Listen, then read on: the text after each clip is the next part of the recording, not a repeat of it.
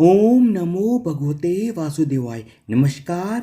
आज मैं आपको वैशाख मास महात्म्य के अध्याय 8 की कथा सुनाऊंगा।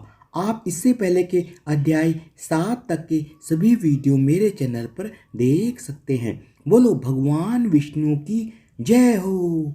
अन्नदान न करने का इतिहास मैं तुमसे कहता हूँ। रेवा नदी के किनारे मेरे पिता पिशाच हो गए थे। वे भूख और प्यास से शिथिल होकर अपना ही मांस खाते थे। छाए वाले पेड़ के न मिलने से उनकी दशा बहुत बुरी हो रही थी।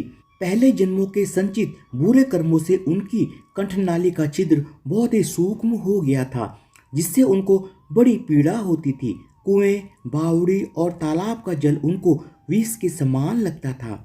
मैं गंगा यात्रा पर जा रहा था। उस समय रेवा नदी के किनारे पहुंचा तो मैंने यह अद्भुत दृश्य देखा कि एक सालमली पेड़ के नीचे बैठा हुआ एक पिशाच अपना ही मांस खा रहा है और प्यास के मारे बुरी तरह चिल्ला रहा है।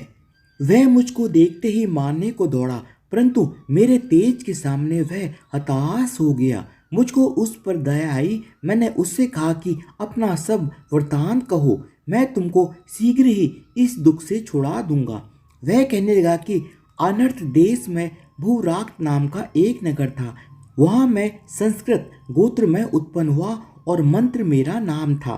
तप, दान और यज्ञ में मेरी बड़ी ही श्रद्धा थी। मैंने संपूर्ण विद्या पढ़ी और पढ़ाई, परंतु मैंने वैशाख मास में कभी अन्न का दान नहीं किया। मेरे विचार में इसी कारण मुझे यह पिशाच योनि मिली और कोई कारण दिखाई नहीं देता। मेरा पुत्र श्रुतिदेव नाम का बड़ा विद्वान और धर्मात्मा है। यह बात मैंने तुमसे कही है। यदि तुम मेरे पुत्र को जाकर कहोगे, बड़ी कृपा होगी। मैं अपने पिता की यह बात सुनकर दुख के कारण रोता हुआ उनके पैरों में पड़ गया और कहने लगा कि पिताजी, मैं तुम्हारा पुत्र हूँ, देवयोग से यहाँ आ गया हूँ। अब आप मुझको आज्ञा दीजिए, मैं वही कार्य करूँगा जिससे आपका यह दुख दूर हो।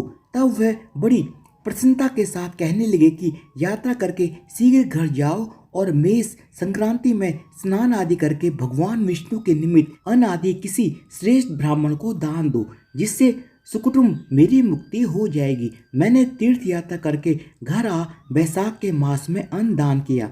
तब मेरे पिता पिशाच योनि से मुक्त हो मुझको आशीर्वाद देते हुए विमान में बैठकर वैकुंठ लोक को गए।